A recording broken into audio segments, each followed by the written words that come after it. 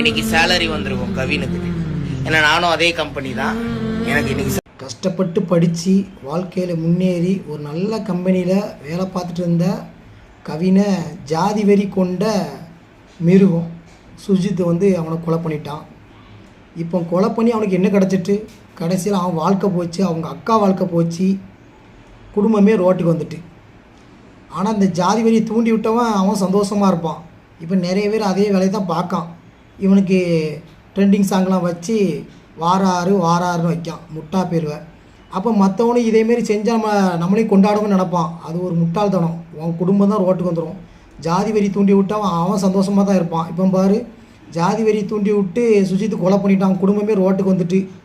ஆனால் அந்த ஜாதி வெறி தூண்டி விட்டவன் இன்னும் அடுத்தவனை தூண்டிகிட்டு இருப்பான்.